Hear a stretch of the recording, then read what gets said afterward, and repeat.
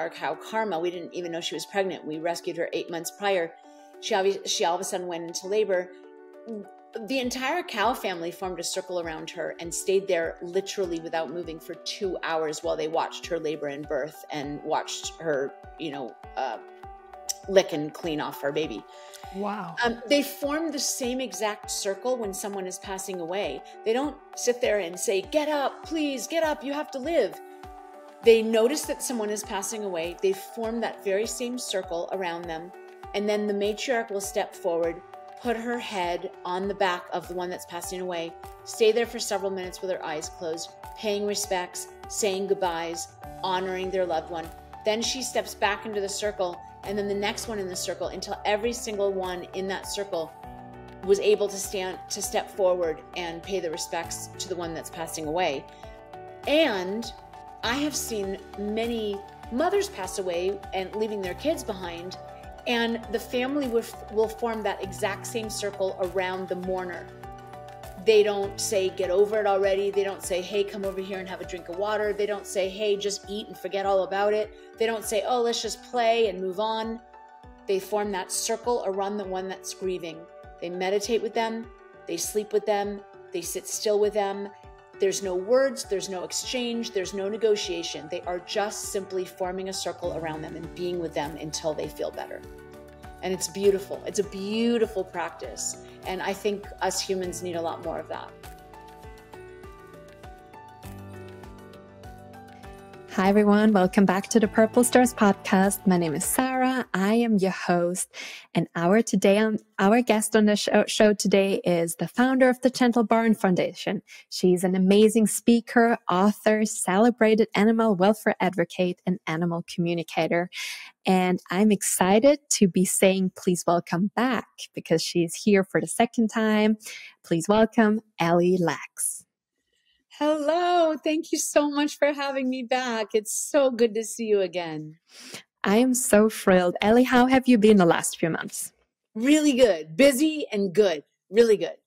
Oh, that's amazing. Yeah, I'm always like following on Instagram, everything you're doing. And every time I'm like, wow, like you're surprising me every day when I look on Instagram. I'm like, how is it possible she's doing even more good today?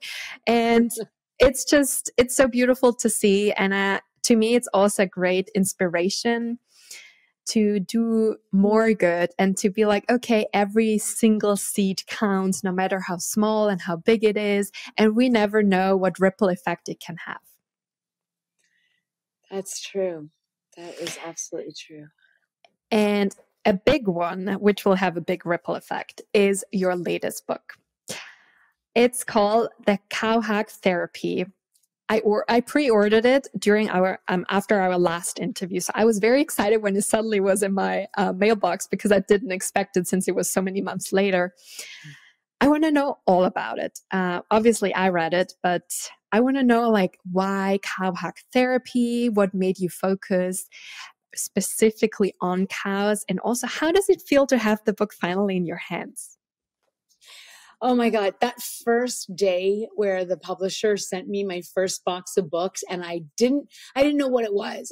There was a box that was addressed to me and I opened it and all of a sudden it's this big box of my books.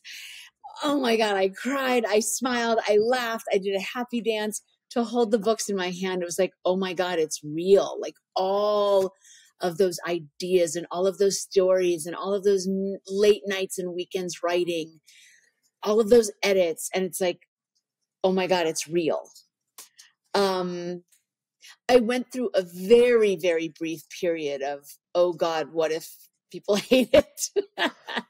But that's just me being self-conscious. And then people started reading it and started, giving me really positive feedback. So that helped my confidence.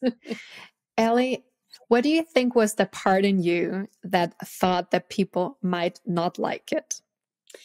Well, what's so cool about the Gentle Barn is we have gathered with our guests, our fans, our followers, our staff, our volunteers. They are all like carbon copies of me. So Jay and I have created like this whole village of people that are just like us. And so we have felt normal. But out in the quote unquote real world, people who are disconnected from animals, people who eat and exploit animals, people who are kind of apathetic for what animals go through.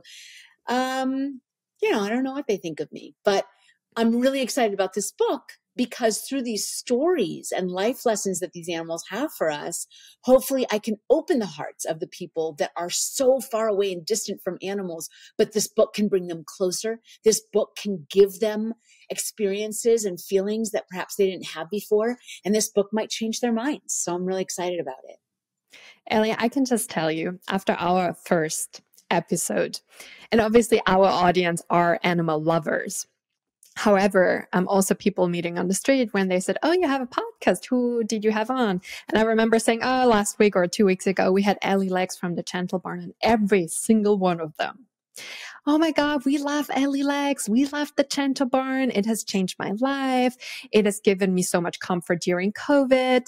It's so inspirational. I love following them on Instagram. I took my kids there. I took my parents there. So I think as much as you probably do get the feedback, it's probably just a tiny glimpse into what people really think about you in a very positive way. So I want to share that so you can really soak it up. Wow. Well, thank you.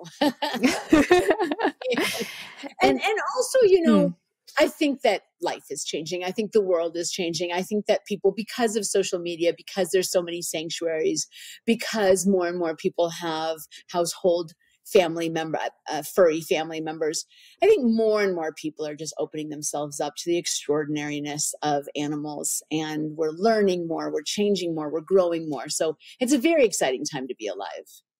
I think so too. I've also noticed a big shift in the last years, and I would say especially since COVID. And I would personally say it actually is not because of the animals per se. I think it's because people go more inward, and the more they're connected there with themselves, the more they're able to connect to the magic of that animals have to offer. Because animals have offered magic and beauty and healing forever. It's always been there. But I think sometimes people have been rushing so much through life and have been so disconnected and distracted that they weren't even able to see it or absorb it. I absolutely love that. I love what you just said. So the animals have been here since the beginning of time, but because the pandemic offered us a pause, we were able to kind of return to what really is important, to kind of find ourselves, find our own compassion for ourselves and for others. And then all of a sudden we were able to open up to love everyone around us, because as the adage says, you can't truly love another until you love yourself. That's beautiful, Sarah. I really love that you said that. It is so true. It's like the amount of love we have for ourselves is then the amount of love we can offer for others. And obviously others can inspire you, whether it's animals or nature or other humans can inspire us to love ourselves more. But it's difficult to overflow from an empty cup. I think I even wrote in my book, Cow Hug Therapy, something like, you can only offer someone water when your cup is full. I think I actually wrote that. I love it. You say, I think I wrote that somewhere. Ellie, what inspired you, or which cow whispered to you that please write an entire book focused on us and my brothers and sisters? I am so curious. Oh my God. I mean, the list is so long of the animals that have taught me so much that I had to write this book. But here, listen, the truth is that I have spent 25 years in a barnyard and have seen the lives, the families, the rituals, and the wisdom of animals in ways that normal people don't see, right? Most of us live in cities and neighborhoods, and most of us don't have 50 cows. So I have been able to really, and also, cows outside of the Gentle Barn or other sanctuaries aren't allowed to stay with their loved ones or their children or their families. And so their rituals, their tribes, their ceremonies, it's lost on our society. And I have been able to witness it from the front row. And so I thought that it was really, really important that I write this book on behalf of the animals that I've known and loved, on behalf of their wisdom, on behalf of the lessons that they have to teach us, and on behalf of who they are, so that at least the readers will know who they're meant to be and who they are and who they will be when we kind of stop doing what we're doing to them. Honestly, Buddha, who's over my right shoulder here, was my very first cow. And she's on chapter 2 when I explain how I knew that I would love cows along with all the other rest of my animals. But when Buddha arrived in my little half-acre backyard where I started the Gentle Barn 25 years ago, immediately I could see that she was extraordinary. That very first open to the public Sunday, I wasn't sure if she would be afraid, if she would want to be touched, if I had to protect her. And the group of people gathered and went into the barnyard. And instead of retreating, she immersed herself into the crowd, laid down, and beckoned them all to hug and cuddle and pet her. So I was like, wow, she's very special. But it wasn't until later that night that I realized how special she was, because I was carrying a lot of stress from the day. I was carrying a lot of responsibility for starting a nonprofit and trying to figure out all the logistics that goes with it. And I just rested against her just to say goodnight one night. And she wrapped her neck around me and held me. And I had animals obviously want to be with me, love me, jump into my lap, follow me around. But she nurtured me like a mom. She hugged me like a mom. And it washed away the stress of the day. It made me cry. And it made me stronger for the next morning. And I remember thinking after that first hug, I'm going to need one of those every single night. And then it wasn't until a few weeks later that I realized, okay, not only do I need them every single night, but there's hurting humans all over the world that need this. And I have to start sharing Buddha with others. And so Buddha really is the creator of cow hug therapy. She's the one that showed me the healing and the nurturing that cows are capable of. And so I really dedicate my book to her and all the cows that came after who she taught. So one of the wonderful things about cows is they pass the torch. So when there's a matriarch and she knows she's getting older and more frail and she knows that her days are numbered, she actually passes the torch to another cow so that they can take care of her family while she leaves. And so Buddha came up with this cow hug therapy, and then she passed it on to Buttercup, and Buttercup passed it on to Karma, and Karma passed it on to Holy Cow, and Holy Cow passed it on to Crystal, and Crystal passed it on to Roy, because when Holy Cow passed away, we didn't have another matriarch. And then we just recently got another matriarch, and Roy is training Rosalie to step up into that capacity. They're extraordinary. So really, I write this book for Buddha and all the other cows that have shown me the absolute extraordinary tribe that they are and how much they have to teach us. And more so, I write this book for the billions of animals everywhere around the world who have no names, who have no purpose, who don't have the safety and respect and the dignity that they deserve, who are separated from their families. And it's really for them, because this book is written so that we can open the hearts of humanity for the invisible animals to be set free and acknowledged. Ellie, I deeply resonated with what you said, that they're passing on the torch. It's something that really deeply touched my heart, because I was like imagining how that torch was passed on. And I'm so glad that you see it as the mission of your life, one of the many things you do, to give a voice to those who don't have one. Yeah.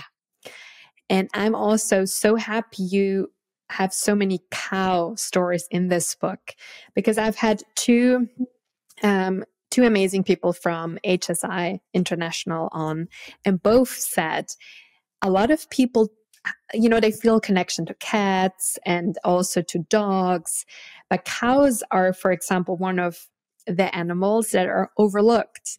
Like, not that many people feel an instant connection to them for many, many different reasons. And I just think just even seeing the cover, it will make people fall in love with cows.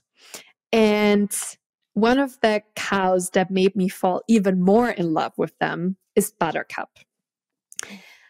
I was so deeply moved when reading that chapter. I was also crying. I think I was crying for every single chapter for different reasons. Could you please introduce the wonderful Buttercup to those who haven't yet had the chance to read your book? Yes, absolutely. Buttercup was extraordinary. I agree with you. She was a very petite yellow cow with giant dark eyes and long fluttering eyelashes and a tail that ended in ringlets.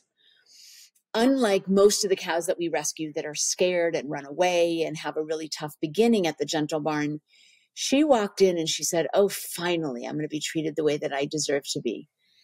And she allowed us to love her almost right off the bat. And she turned around and loved us with her hugs, with her patience, with her gentleness, with her thoughtfulness, and with the way that she interacted, even with the smallest and tiniest of humans. She was so careful and considerate to make sure that they felt safe and that they were unharmed. We got Buttercup from a cruelty situation along with over 100 other animals.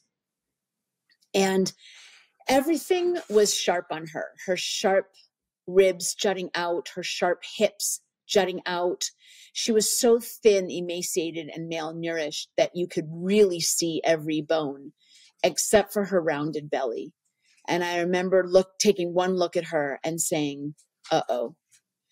Because a round belly with an otherwise very thin frame means that she's likely to be pregnant. And the reason why I said, uh-oh, is because she was so malnourished that we wanted all of the good nutrition we were giving her and all of the clean, fresh water we were giving her and all of the treatments we were giving her to give her sustenance. And we really preferred her not to have to share that with a life growing inside of her. But 3 months later, our fears were confirmed when she gave birth in our barn one very cold and winter night. Me and my husband, Jay, who's also the co-founder of the Gentle Barn, and our kids went down there in thick winter hats and gloves and sleeping bags, and we huddled up for warmth and watched her give birth. And by the next morning's daylight, this little calf was still unable to stand up. Calves usually stand up within an hour, maximum 2 of being born. And this little teeny tiny calf, who seemed smaller than other calves than we've seen before, was unable to stand. So we got the vet to come out, and they said that he was born kind of, I don't know if they said premature, but definitely underdeveloped, with underdeveloped lungs. And thank goodness he was born at the Gentle Barn, because our staff and volunteers and all of us took turns picking him up every 2 hours, bringing him over to his mom and holding him while he nursed. So he was able to get the nutrition and he was able to be kept alive. And then a week later, he was finally able to figure out the way his legs worked. And then he had a beautiful, beautiful life with Buttercup for 7 months. So 7 months later, the Santa Clarita Valley, where the Gentle Barn is just outside Los Angeles, was ravaged by fire. Our property was spared from the flames, but we were not spared from the very thick smoke and ash that rained down on our property for several days. And we got everybody inside, and we have fans, and we did everything we possibly could. We consulted with veterinarians. We did everything that we could to make sure that the animals would survive this, and our staff, of course. And everyone fared very well. Finally, the smoke and ash kind of was blown away. The animals were able to return outdoors. The staffs were able to remove their bandanas from their mouths. And everybody fared well except for Buttercup's little baby, Halo. Because he was born with underdeveloped lungs, he was much more exposed to what we all had gone through, and it turned into pneumonia. And I kept looking at Halo saying, don't worry, you're going to make it. We have the best vets. We have the best energy healers. We have the best nutritional supplements. You're going to get sun chlorella 3 times a day. You're going to be okay. And he kept looking back at me saying, no, I'm not. And I very stubbornly, completely just refused to hear him, refused to believe him, brushed his voice away. I did not want to hear that. And I kept trying everything I possibly could. I had energy healers of all different kinds of modalities. I had several different veterinarians. We were giving him all the antibiotics and everything that we could think of. We had breathing treatments. I mean, you name it, we were doing it. And one day, a few weeks later, everything was getting worse. His fever was getting higher. His cough was getting worse. His nose was getting more runny. And at some point, the vets looked at us and said, we're going to call it. He's not going to make it. And obviously I was very upset about that, not just for Halo, but mostly for Buttercup. Buttercup was a dairy cow. Dairy cows are kept pregnant, and their babies are taken away when they're born so that the breast milk could be stolen for people to drink. And so she had a lifetime of all her babies taken away. And this was supposed to be Buttercup's chance to be able to raise and keep her last baby. And I felt so angry that possibility was being stolen from her. And so the vet said, well, we'll give you one more night to kind of like come to terms with what's happening. We're going to return in the morning and help him out of his body. And Buttercup and I sat in the straw in the infirmary all night long and just watched over him and loved him. And at some point he started to cough and gasp. And I kind of went into a silent prayer, like, please, Creator, Spirit, God, whoever, like, don't make him suffer. Don't let him suffer. Please, like, clean his lungs, allow him to breathe, allow him to recover, but don't let him suffer. And while I was like just so stubbornly hanging on to the possibility of him making it, Buttercup stood up, walked over to him very quietly and slowly, started licking his neck and whispered in his ear, "It's okay, son. I love you and it's okay to go." And she just kept reassuring him in her selfless, courageous, unbelievably wise way. And she just kept reassuring him and nurturing him and loving him and telling him it was okay to go. And she walked him home. And I had never seen anything like that before. For me, when a loved one passes away, it's a tragedy. It's something that we avoid at all cost. We keep grasping at straws and trying to create possibilities. And she surrendered to what was happening. She put herself and her own emotions to the side, and she was there 100% fully present for her son.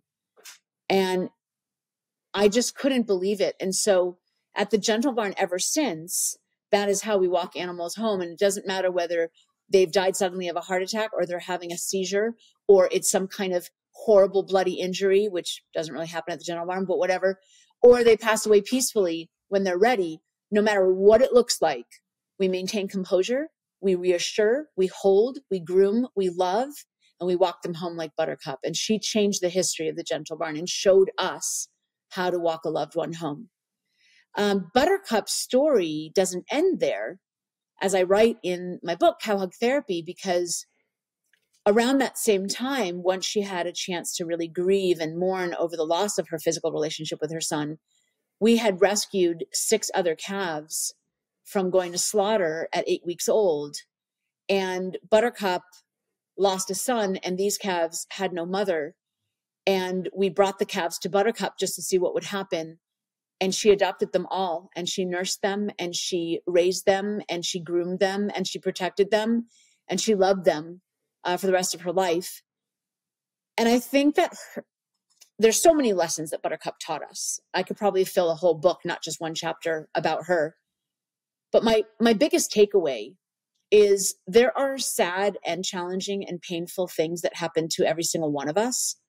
And like Buttercup, we have a choice to allow our struggles and pain to end us, or to take our struggles and pain and pay it forward to gift ourselves to the world. Buttercup could have slumped down in grief and never recovered, but instead she took her milk, she took her motherness, she took her nurturing, she took her love, and she gave it to someone who needed her. And that's what we're all here for. We are all here to take our struggles, to be resilient, to survive, and then take the lessons that we've learned along the way and help someone else. First of all, thank you so much for sharing this. It's one thing reading it, but then hearing from you, it's like, it just takes it to a whole other level, even more hard than it's already in the book. And I'm so glad that I picked the Buttercup story and Buttercup to dive deep into the wisdom that they pass on. And she's just, as you said, passing on the torch. And what you said about the biggest lesson actually is one of the passages that I highlighted, one of the many. Well, first of all, I wanted to say you shared that your grandmother passed away, and then you remembered Buttercup's teachings. And you said, Buttercup taught me that when a loved one is transitioning, my job is to be quiet and reassuring, strong and brave, to hold them, love them, and allow their transition to be magical.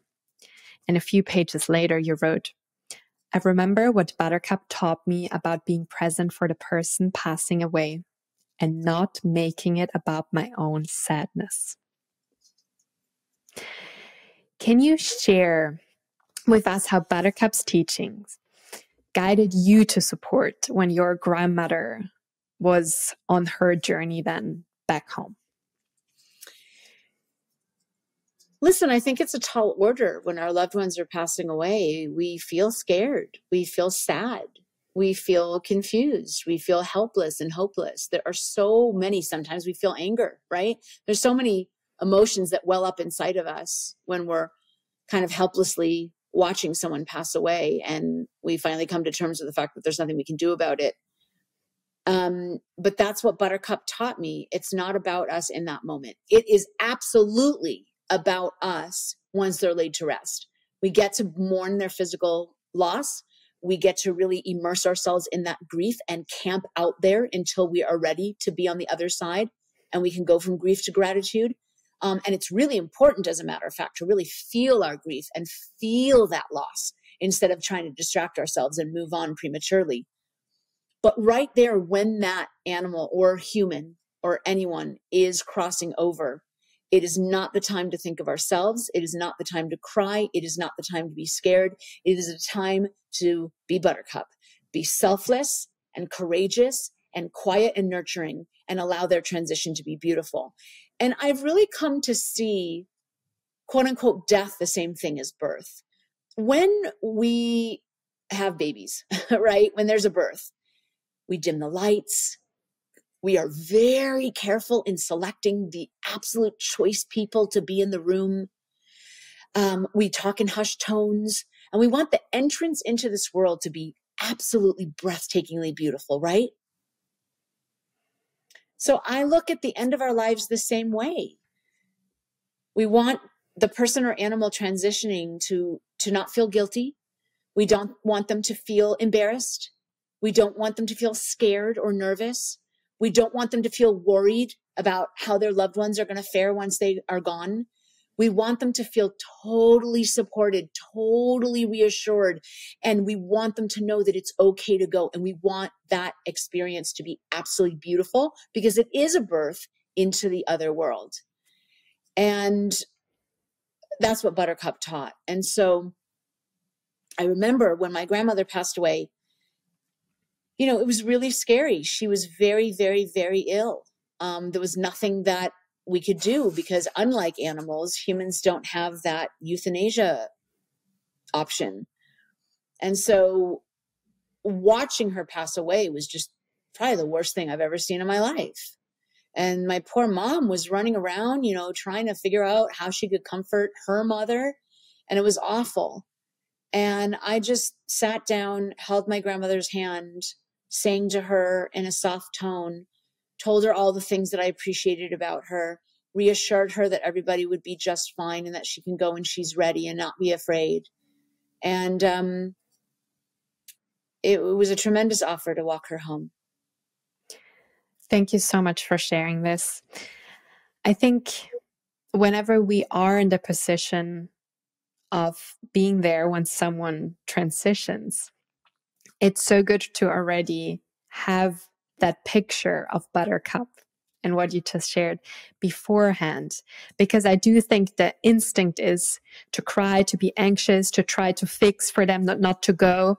And I think if we can internalize and invite that comfort in our heart for that very moment, it's probably also then going to be there when the time has come for someone we love. And I'm also very grateful that you shared when they did transition, how important it is for ourselves then to grieve. And you also allow Buttercup to grieve. And you wrote in the book, none of us tried to stop her. Instead, we joined her, sat with her, listened to her, cried with her, and held space for her while she mourned. What do you believe helps people to find and summon the courage within to hold space for someone else's grief? Because I think, yes, for our own grief, it's also hard, but for someone else's, for some people, it's impossible. They like withdraw, they don't call anymore. They just feel, and simply because they don't know how to sit with the uncomfortable, and everyone has this idea, I need to fix it. I need to make it okay for the other person. And so during that part of the book, I really paused for a moment and I thought, wow, I'm so grateful you shared that, because I think if people knew all we have to do in that moment is to be with them. It's not about saying the right words. It's not even about making them feel better, because healing happens on its own. And I had Sibby Owens on the show, and we talked a lot about grief. And we also said the most important is to show up. Yeah. Yeah. Sarah, I love that you asked that question, because listen, I think in our typical culture, we don't talk about grief and loss enough. We don't really know how to deal with it. We don't know how to support other people. And you're absolutely right. When we see people that we care about suffer, we want to fix it. We want to take it away from them, and we want to fix it, and we want to make it right, and we want to tie it with a pretty pink bow, and we want to make everyone happy. And I think that's another lesson that the animals have to teach us. Animals allow us and other animals to just feel what they're feeling. Like there's no such thing for an animal as like, oh my God, please don't be angry, or oh my God, please don't be sad. One of the reasons why we humans love animals so much is we talk about the unconditional love. We talk about they accept us as we are. We talk about they don't judge us, and they just are happy to be with us in whatever state we are. And what a gift it would be if we could do that for each other. Mm-hmm. And the animals in my life, and also very, very special people in my life, have really taught me that the greatest gift that we can do for another that is sad is not make them happy, not fix it, not try to explain it, but to just sit and listen and hold space for them. And that's what the cows do for one another. It's what animals do for humans. And it's what we can do for others if we just forgo and forget our own discomfort, mm-hmm. and just allow that grieving person to show up the way that they need to, and just hold space for it. Just be there with them. It's such a gift if we can do that for someone else. It's such a gift. I'm a firm believer it's about the two things you mentioned. One is go moving through our own discomfort. And as you said, similar to actually if someone passes away, it's not about our own sadness. It's not about our own anger or discomfort. Like if loving someone means putting that aside for that very moment. And then knowing it's not about fixing something or making them happy, but actually holding the space and also really reassuring them that they have the strength to hold their heart when it gets heavy. And when it's really heavy. And I see cows do this time and time again. Cows form circles. I said this in my TED Talk. I did a whole TED Talk about the circle that happens when someone's giving birth.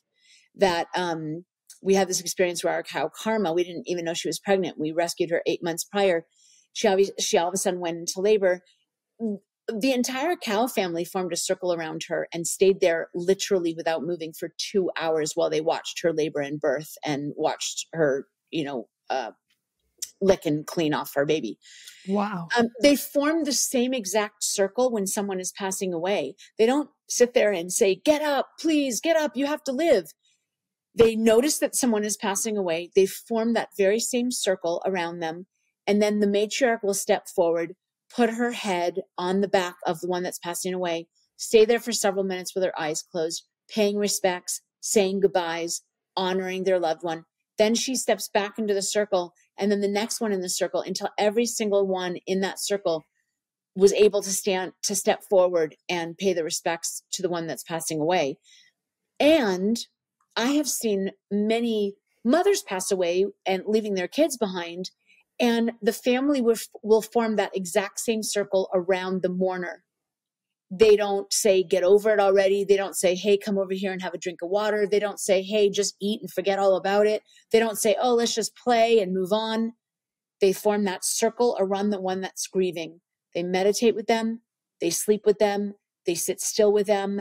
There's no words. There's no exchange. There's no negotiation. They are just simply forming a circle around them and being with them until they feel better.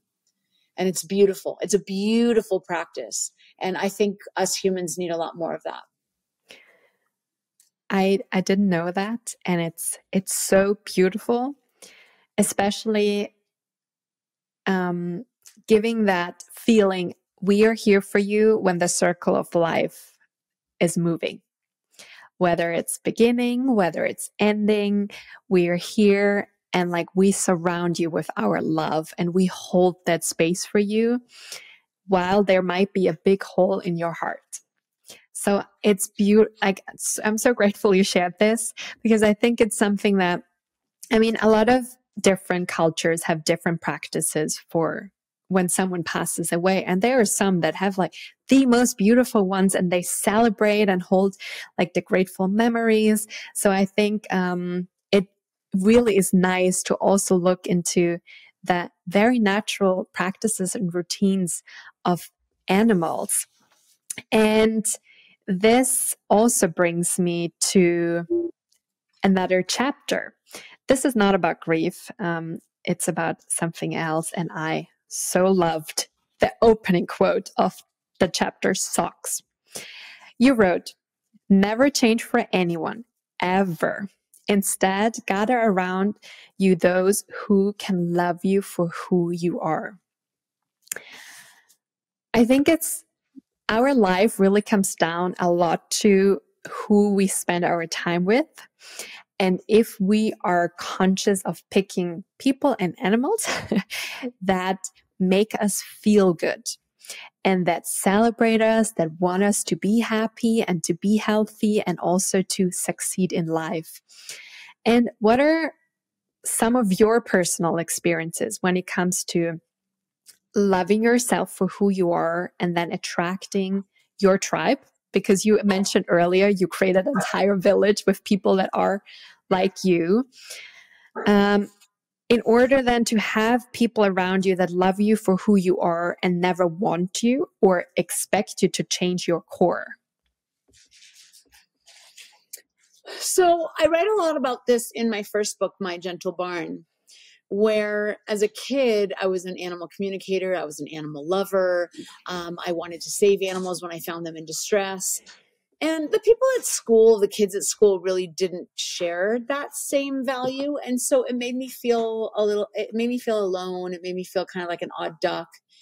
And by the time I got to high school, that feeling really, really grew until all I wanted to do was be quote unquote normal. And so I kind of twisted myself into a pretzel trying to be like everyone else, trying not to be so obsessed with animals, trying to go to parties and dress like the other kids and, just kind of be like them. And I will tell you that the minute that we deny who we are, it's a slow suicide. It's a slow death, because we are not here to be like everyone else. We are not here to shut down who we are. We are here to be us. We are here to shine the light that only we can shine. We are here to dance the dance that only we can dance. And so the minute you deny all of that, things are not going to work out, and things in my life did not work out. And so what I write a lot about in my second book, Cow Hug Therapy, is it's the opposite. It's not that we have to change to fit in with everyone else around us. It's that we have to maintain who we are, honor who we are, give thanks for who we are, and then attract around us the people that will reflect who we are. So instead of me trying to be like everybody else, I learned to stay still and say, I'm an animal healer and rescuer. I'm an animal communicator. I'm an energy healer. I'm a vegan. This is who I am. Take it or leave it. And then slowly, when you really honor who you are, you start attracting people that mirror that. And look, we have millions of fans all over the world who are cut from the same cloth and love animals the way that we do. And all of a sudden it's like, oh my God, we're all the same, because I had to stand still and accept myself first. I just had this picture when you were explaining that, you know, the seeds were sown in the moment you started to honor your gifts and yourself, and then spreading out into the entire world. Because I am a firm believer, we get certain gifts for a purpose, and the purpose is to share them with the world. Yes. And of course, for some people, it might not be with millions. For some, it's like with 5, with 10. It's not about the number, but we owe it to our gift for it to be shared. That's right. So I'm just so glad that you had the courage to do it, and also to allow yourself to share it in so many different ways. You know, you're a speaker, you're an author, you like sit with the cows, you hug them, you rescue them, you help them to heal. You know, you're an animal communicator. I just think it's so beautiful to see how your gift transforms in so many different areas, and also so many lives, like both of the animals and the humans. Thank you. I feel very grateful every day.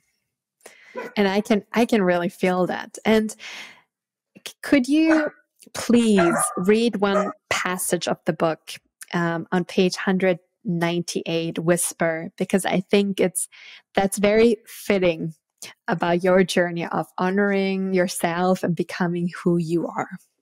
I would love to.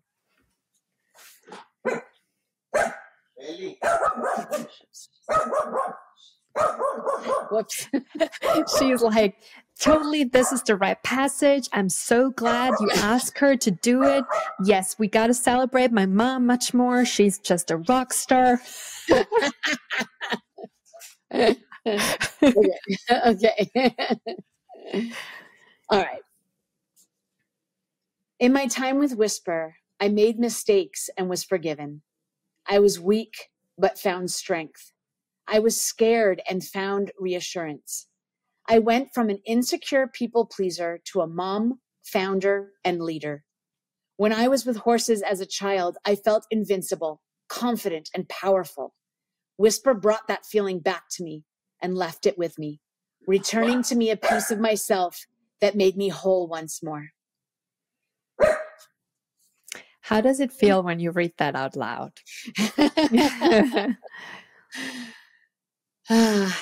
Well, I mean, first of all, it connects me with Whisper, so it makes me long for her and remember her.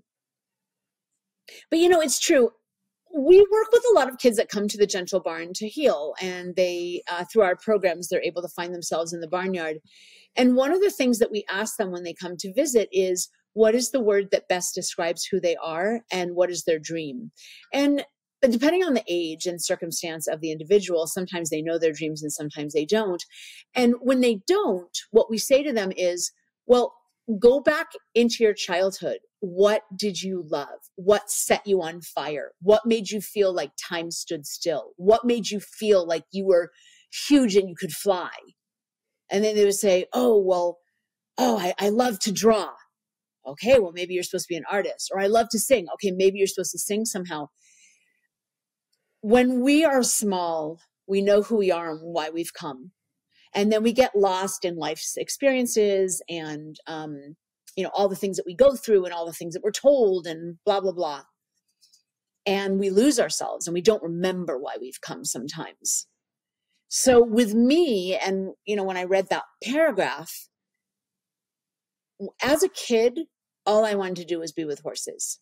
And it didn't matter if I was grooming them, walking them, feeding them, picking up after them, or just sitting staring at them. The smell of the barn, the feeling of their fur on my cheek, the smell of their mouths as I kissed their muzzles, their soft exhalations through their nostrils, their swishes of their tails, the way they interacted with each other, the clip clop of their hooves. I mean, I couldn't get enough. And when I was with a horse, there was no past, there was no present, there was no insecurity, there was no self-doubt, there was no ridicule, there was no shame or humiliation. I was larger than life and I knew who I was. And then I went through life and I forgot that. I forgot that little girl. I forgot that feeling next to horses. And it was replaced with fear and doubt and, circumstances that made me fear and doubt.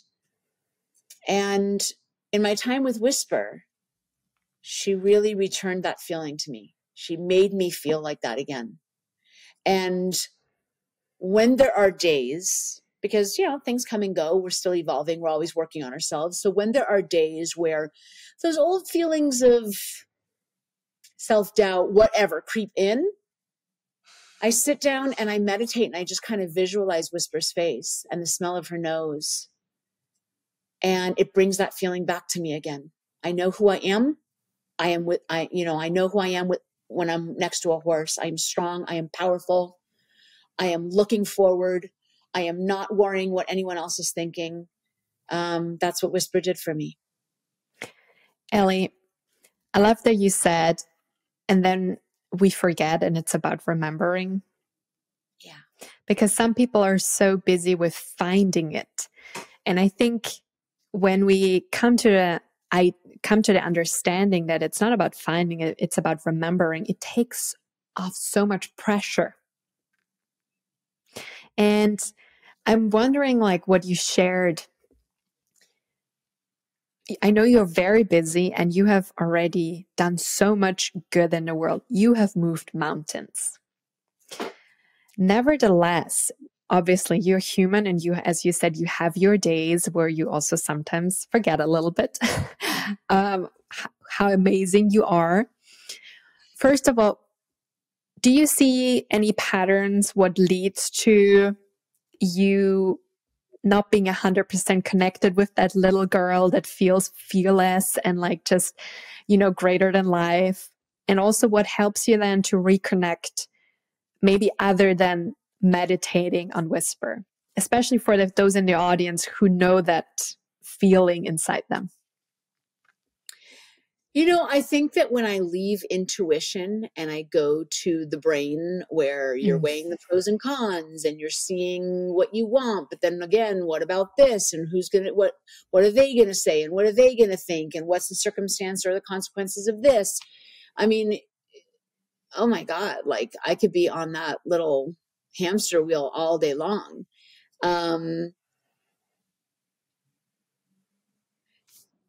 You know what I do? And this might seem, I don't know, trivial, but it really helps me when I find myself leaving my intuition and my knowingness, because inside of all of us, we know what's right and what's wrong. We know what feels good and what feels bad, right?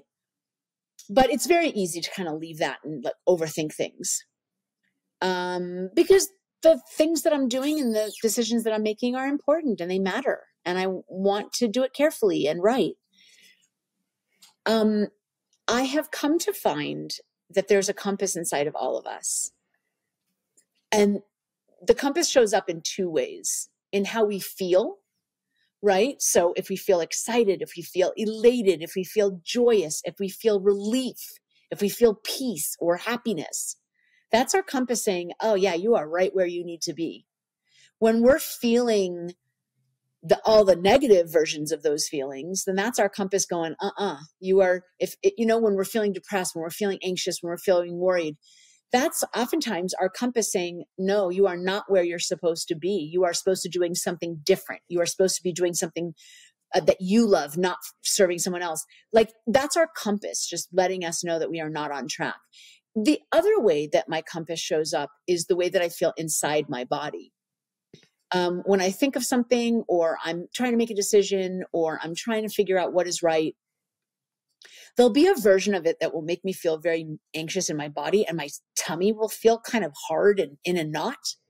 That's my body saying, But when then you think of the right option, and all of a sudden there's a softening in the belly, there's a unclenching of the jaw, your throat feels more relaxed, your chest feels really happy. And that's your body going, yeah, right answer.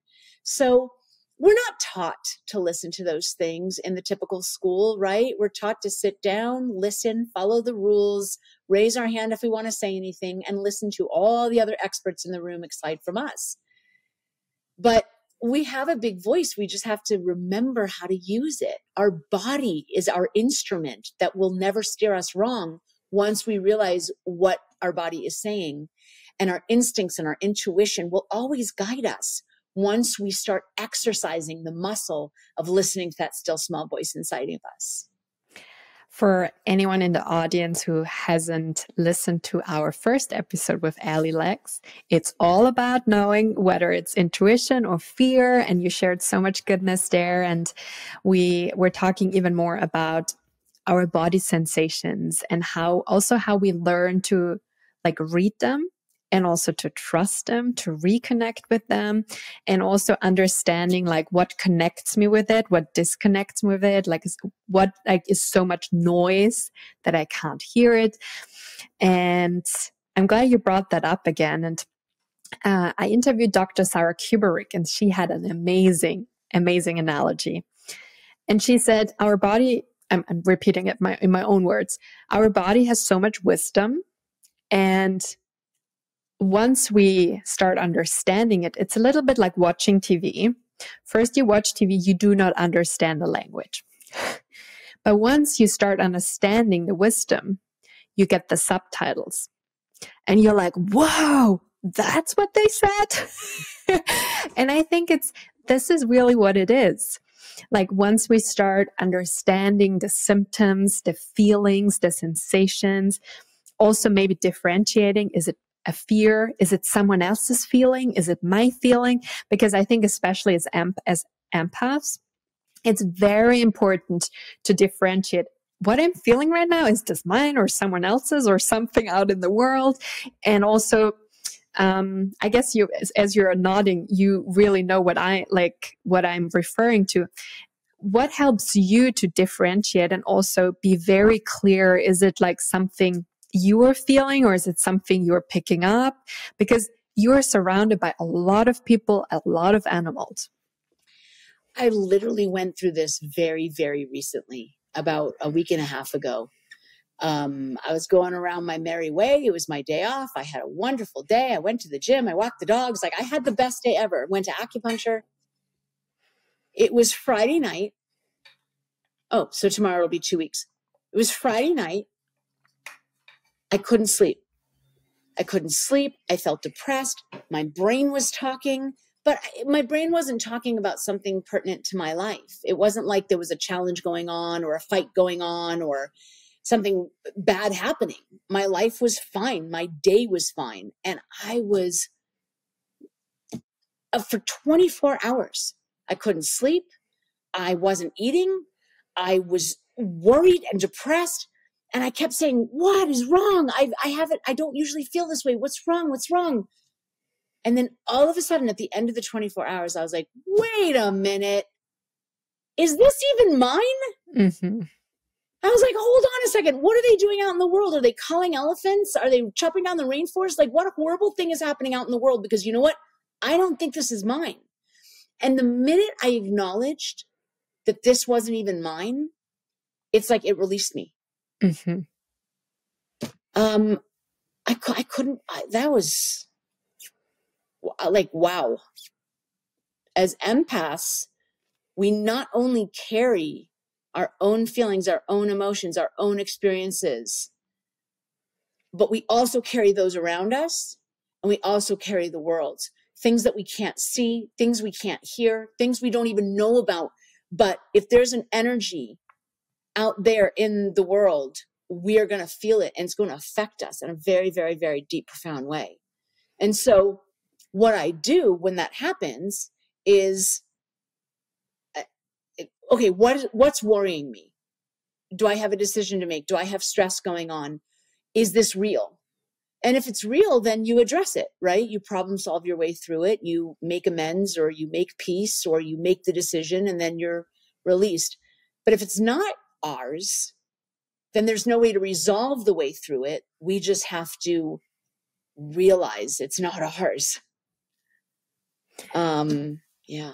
It's, I do the same. So whenever I feel like an emotion, even if it's something small, I'm asking myself, is it mine or someone else's? Like, that's the very first question I'm asking myself. And how I often know it, it's very similar to what you said. I'm like, I usually don't have these thoughts. I usually don't feel like that. And then I know, okay, it's not mine. And what I do, and I do this actually also with my dog, not just with myself. Like, every evening I'm saying, okay, I'm releasing whatever is not mine to carry. And then I do the same for him. I'm like, he releases whatever is not his to carry, because, you know, like, he might also just pick up from me or the neighbor or another dog, whatever it is. And I think, like, the releasing part is very important. The asking yourself, is it mine or is it someone else's? And I think it's also really important to protect yourself. Yeah. And knowing, having a protection layer that allows you to connect and to feel for others, but not to suffer. And I think that's a very fine line. And as empaths, it's probably a lifelong practice and art. But these, I think, are some simple ways which we can practice on a daily basis to really hone our talent and gift of being an empath, and using it as a gift rather than something that's something that drags us down because we don't know how to use it. Yeah. Ellie, well, I would love to talk about every single chapter, but there we pick one more. In the chapter of magic, you shared that in your late teen years and early 20s, you wanted to become an actress. Yeah. And you said, looking back now, I think my lucky stars that acting did not work out for me, and that I was able to found the Gentle Barn instead. Just like magic, I thought the glamour and attention would bring meaning into my life.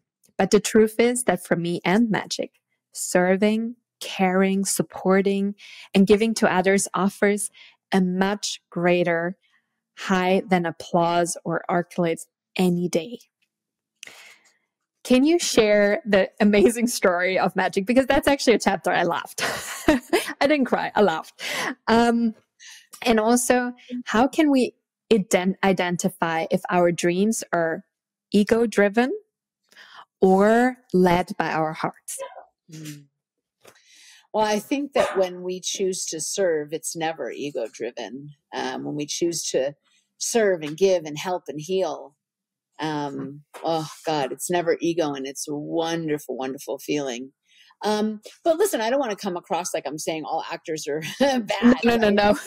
Actors are serving too, right? I mean, I love going to the movies and watching TV and escaping into someone else's story and someone else's life. So actors and performers are very, very, very important.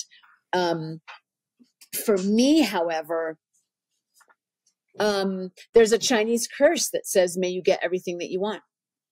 And you would think that that was a blessing, but it's not. It's a curse, because we think we want things, and in the end, we look back and say, oh, thank goodness we didn't get it. Magic's story is amazing. We got him as a little baby. He was very, very depressed, wanted to die. All he would do was stand there with his head on the ground, not looking around, not interacting, not eating. We were very, very worried that he would die. So I kind of sat in a chair in his stall and just kept telling him what his life would look like, and loving him and singing to him and reading out loud to him. And finally he chose to live, thank goodness. And I was so excited because I had never raised a baby horse before. So I was like, this is going to be so exciting. He never has to be ridden. He'll have a virgin back. I'll take him for walks instead. He'll have all these horses to play with. He'll get to run free. And he'll work at the Gentle Barn where all these people come every single day to pay attention to him. Like, what an amazing life, I thought. By the time he was 5, he was complaining every time I would pass by. He would go and tell me how angry and upset he was. And I would say, are you kidding me? You have a life that any other horse would just absolutely do anything for. What are you upset about? And he kept saying, do you see how gorgeous I am? Do you see how stunning I am? I chose this body so that I could get the applause of thousands. I want to perform. I want to go to the circus. Like, the circus? I'm not sending you to the circus. So I had 10 years. For 10 years, I tried to please Magic. I think at one point I really did call the circus. I called Cirque du Soleil because they have a version with horses. And they, I was told that they breed their own horses. And then I called movie trainers and I was told that they train their own horses. And I kept telling Magic, like, I'm not going to give you away to some stranger in an ad. I'm not going to do that because I know what can happen to you. And he just kept saying, like, if you don't fix this, I'm going to die. And he ended up in the hospital 3 times because he kept making himself sick. And so finally, the 3rd time he was in the hospital, I don't think I could, it had been years. And he had a trainer and we took him for walks and we played hide and seek. And he came up with all these tricks to make people laugh and applaud. And he had tours and field trips applauding for him. And he literally had the best life. And I tried everything and I tried everything I could. So finally, the 3rd time he was in the hospital, I called his bluff and I said, I guess if what I'm offering is not good enough, then by all means, go. And man, did that shut him up. He has not complained since. He stopped complaining. He stopped being a brat. He stopped threatening that he was going to die. He stopped getting sick and going to the hospital. And then we had a horse named Andrew, and Andrew had a partner named Patrick, and Patrick passed away. And Andrew was grieving and needed a friend. So I asked Magic if he would please befriend Andrew and take care of him. And he said yes, and he did. And I think that experience of taking care of Andrew and breathing the life back into Andrew made Magic feel important. And then once Andrew was kind of through the thick of his grief and kind of joined the rest of the family, we had another horse named Hero who was going blind. And I said, Magic, she's going blind. She needs a special someone to kind of lead her to the water, lead her to the food and protect her. Will you step up? And he said, yes. And once again, that experience made him feel important and valued and recognized. And he was using a completely different talent and skill set that he had ever even thought of before. And then what happened next was our matriarch had passed away. And so we had a lead male. Even though horses are a matriarchal society, in the absence of a qualified female, the lead male will take over. And when that lead male passed away and we still didn't have a qualified matriarch to take over, I went to Magic one day and I said, you took care of Andrew and you did a great job. You took care of Hero and you were phenomenal. What do you think about becoming the new leader? And his eyes got big and bright and he was like, really? You think I can do it? And I said, yes. And I will tell you that leadership does not mean that you get what you want. Leadership means you put others first. Are you ready to do that? And he said, yes. And all of a sudden, instead of causing the fights, he was now mitigating them. And all of a sudden, instead of rushing to dinner and barging everyone out of the way, he was standing back and letting everyone else go to dinner first. All of a sudden, instead of demanding that he be groomed and he get the attention, now he was grooming others. And he became a beautiful, beautiful leader to our herd. And his whole life before he started serving others and he just wanted praise and applause, he would ask, like, I'm so bored. Take me on an adventure. Put me in the trailer. Drive me to a new trail that we've never been with. Like, he was always asking to go somewhere, go somewhere, go somewhere. once he became the leader of the herd, I would say, hey, Magic, what do you want to do on Saturday? Do you want to go somewhere? He said, oh, no, I can't leave my family.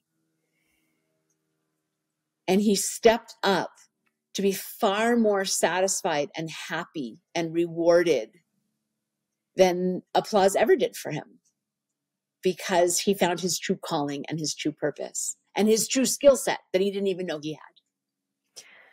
This is such a moving story. What do you think happened in the one moment when you did stand up and say, okay, then you leave? Like, what do you think switched in that moment? I think he was acting like he was doing me a favor by being around. And he kept saying, you know, if you don't fix this for me, then I'm out of here. And I think the minute I said, well, then go, then he had to figure out for himself what he wanted. And he chose to stay. And I think that when we choose to stay, then life is going to rush in and meet us and support us. And we're going to begin our journey to find our true selves. And it happened for me too. My whole young life, you know, I had a suicide attempt when I was 7. I tried again when I was a young adult. I always said, I want to kill myself. I want to kill myself. I don't want to be here. I hate this place. And all of a sudden, as a young adult, I was contemplating my second and final suicide attempt, when in the process, I realized that I didn't want to kill myself at all. I wanted to be here. And the minute that I chose life, I got off of drugs. I enrolled in school for psychology. I started a dog walking business, which led me to rescuing dogs, which led me to founding the Gentle Barn. It's like the minute that I once and for all chose it, not for someone else, not because I'm stuck here, not because I'm here begrudgingly, but I really once and for all chose it for myself, then life rushed in to meet me and enabled me to find my true purpose, my true calling, and my true self. And the exact same thing happened with Magic. Thank you so much for sharing this. I'm deeply moved by this, because I do think there are times in life when we're very focused on where we're stuck, on things that are going wrong. And don't get me wrong, there are times when life is really hard and very heartbreaking, and there's so much sorrow. But I also think at times we create that sorrow ourselves. It's a little bit like what you explained with Magic. I mean, he's living his dream, a dream life. Any other animal would love to swap, and like in a heartbeat. And he kept complaining. And I think the moment when we actually say, okay, do I want to be here or do I not want to be here? And when we take responsibility and ownership of our life, that's when it really unfolds to be our life. And this gives us the opportunity to live life on our own terms. And I think only when we live life on our own terms, we can be happy. Yes. Yes, because the minute you choose life really once and for all, really, really choose it, like Magic did and I did, then the next question is, okay, well then what do I want to do? Who do I want to be? And then we find those answers in the journey. I think so too. I read once in the Bible is, when you seek, you will find. Yes. And I do think it's something that can be applied for anything. When we seek, we'll find. When we knock at the door, it will be open. Might not always be the door we want to be opened, but it definitely, that's just how life is. Like I always say, life is my friend.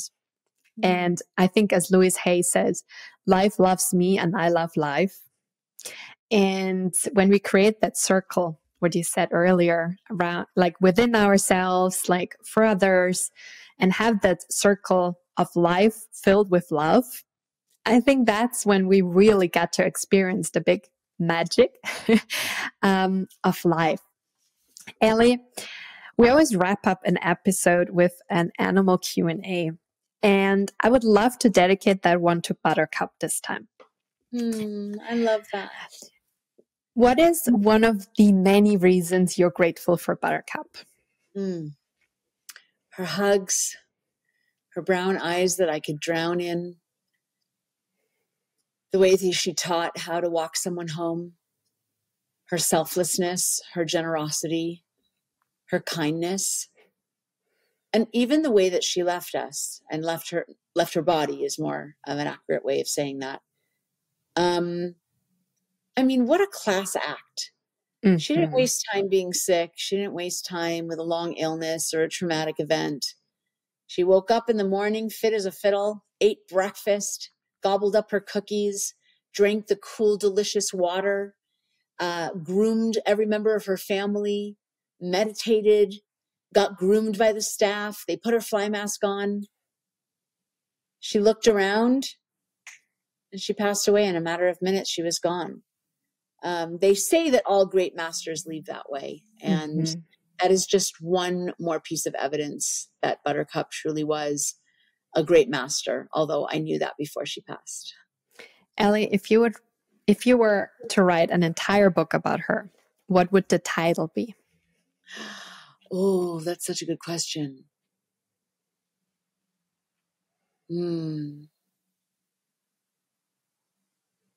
Maybe A Cow's Guide to Being an Empath. I'll be the first one to buy it. And Ellie, what is one of the many reasons Buttercup is sending you to show her presence? Can you repeat that question? What is one of the many signs she sends you along your path to say, hey, I'm here? You know what she sends me? She sends me yellow flowers and yellow birds. That is so beautiful. And the card I pulled today is all yellow. Which is amazing because that was her. She was yellow. She loved yellow. That's her. Oh, that's amazing. I love that. Ellie, thank you so much for coming back on our show and sharing even more insights than you already shared in the book. I'm sure it will be an episode that I personally will be listening to over and over again, and I will take notes and also meditate on quite a few things you said today, especially the practice of the cows with the circle. It's something that really deeply has resonated with me, and also how to pass on the torch. Yeah, there have been so many messages for the heart that I want to make sure I invite even deeper into mine. Thank you so much.